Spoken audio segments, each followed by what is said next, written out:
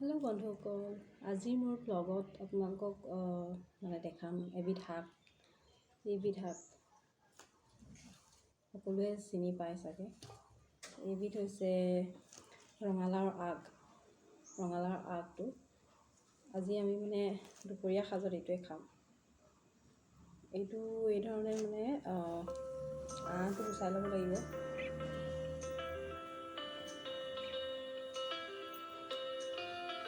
তাৰপাছত খুন্দু চাউল দি পিনি খুন্দু চাউলৰ লগত বনাই এইটো অলপ থুপথুপীয়াকৈ।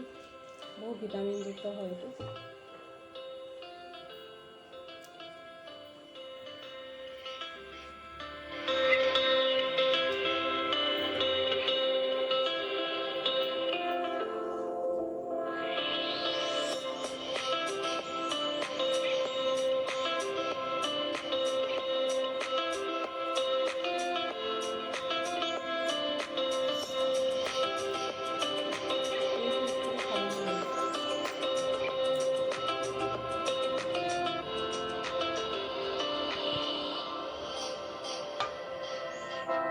এই ধৰণে এতিয়া আহবিলাক গুচাই ল'ব লাগিব। আহবিলাক থাকিলে আপোনাক নিসিজিবও ভালকৈ আৰু কাটিবলৈও দিগদাৰ হ'ব।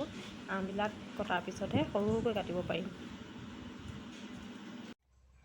শাককেইডাল কাটি পিনি তিয়াই থৈ আহিছোঁ অলপ দেৰি। তাৰপিছত সৰু সৰুকৈ কাটিম আৰু ৰেচিপিটো দেখাম বাৰু আপোনালোকক। এই ৰেচিপিটো মোক মোৰ শাহুমায়ে শিকাই থৈ গৈছে। বহুত ভাল লাগে খাই। আপোনালোকৰ ভিতৰতে বহুতেই চাগে ৰঙালাও আগ খাই বেয়া পায়। ময়ো বেয়া পাইছিলোঁ। বিয়াৰ আগত মই এইবিলাক গোন্ধই ল'ব নোৱাৰোঁ, ইমান বেয়া পাওঁ মই গোন্ধটো। তো যদি মায়ে কাটি থাকে কেতিয়াবা মই ওচৰলৈকে নাযাওঁ, ইমানেই বেয়া পাওঁ। কিন্তু ইয়াত আহি পিনি বিয়াৰ পাছত আৰু পৰিস্থিতিয়ে বাৰু সকলোকে চেঞ্জ কৰে। তথাপি বহুত টেষ্টি হয় বস্তুটো। এইটো ৰেচিপি আপোনালোকে সকলোৱে বনাই খাব পাৰিব আৰু ল'ৰা ছোৱালীকো খুৱাব পাৰিব। বহুত হেল্ডি হয়। এজোপা গছ যিজোপা আপোনাৰ একদম ফুলৰ পৰা ফুল, ফল, পাত, ডাল সকলোবিলাক খাব পাৰি আৰু সকলোতে বহুত ভিটামিন থাকে। সকলোৱে খাই ৰঙালাও চব্জি খাই কিমান ভাল লাগে। আৰু ৰঙালাওৰ ফুলপাহো পকৰি নিচিনাকৈ বনাই খাব পাৰে বা কণীৰ লগত ভাজি খাব পাৰে। তো সেইধৰণে বহুত ভালকৈ ভাজি খাব পাৰে। এতিয়া আমি সেইটো বনামগৈ। এতিয়া মই ভালদৰে শাককেইডাল ধুই ল'লোঁ। আৰু এয়া খুন্দু চাউল তিয়াই থৈছিলোঁ। খুন্দু চাউলৰ লগত বনাম যিহেতু ৰেচিপিটো। তাৰপাছত এয়া ভালদৰে কাটি ল'লোঁ। কাটি সৰু সৰুকৈ কাটি ল'ব আপোনালোকেও।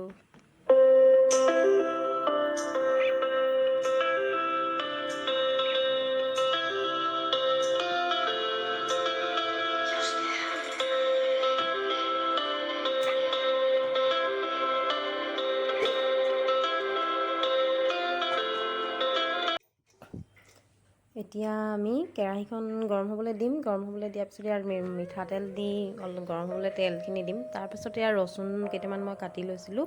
সৰু সৰুকৈ কাটি লৈ ৰচুন দিব লাগে। পিঁয়াজ দিব নালাগে। জলকীয়া আৰু ৰচুন দিব পাৰে, জলকীয়া খোৱাবিলাকে। তাৰপিছত ৰচুনকেইডোখৰ ৰঙচুৱা হোৱালৈকে অলপ কম গেছত ভাজি থাকিব। তাৰপাছত হালধি দিব লাগিব, যিমান পৰিমাণে দিয়ে চব্জিত হালধি। এইখিনি ৰঙচুৱা হোৱাৰ পিছত দিব অলপ।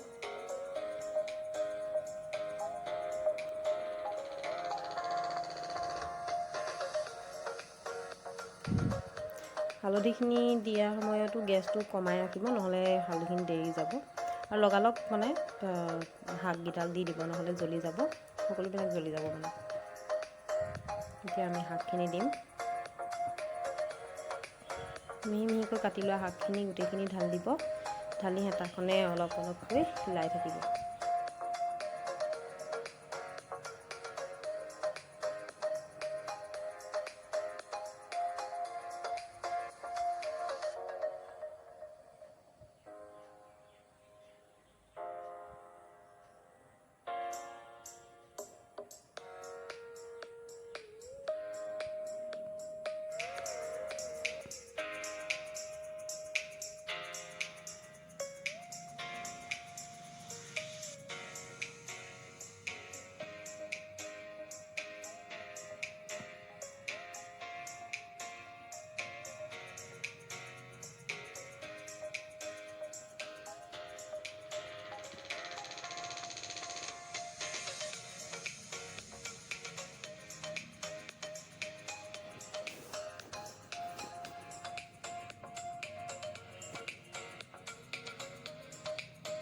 এতিয়া খুন্দু চাউলকেইটা দি পিনি আৰু অলপ হিলাব লাগিব।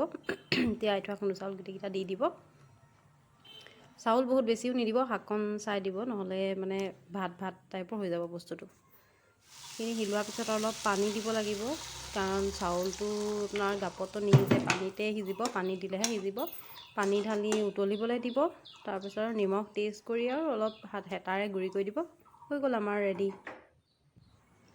এয়া আমাৰ ৰেডি হৈ গ'ল ৰঙালাওৰ মানে আগ আৰু খুন্দু চাউলৰ ৰেচিপি। এতিয়া আমি মানে আৰু এটা বস্তু বনাইছোঁ। এয়া কণ বিলাহী পুৰিলোঁ। কণ বিলাহী পুৰি খাই বহুত ভাল লাগে নাজানো। কটা পিঁয়াজ দিলোঁ সৰু সৰুকৈ। তাৰপাছত মিঠাতেল দিব লাগিব অলপ, কেঁচা মিঠাতেল। কেঁচা জলকীয়া নহ'লেতো একো ভাল নালাগিব ন টেঙাটো। কেঁচা মিঠাতেল দিব, তেতিয়াহে ইয়াৰ সোৱাদটো ওলাব। কেঁচা মিঠাতেলটো জোখত দি অলপ নিমখ দিব লাগিব। তাৰপাছত পিটিকি দিলে আৰু কি মজা খাবলৈ। আপোনালোকে সকলোৱে ট্ৰাই কৰি চাব দেই।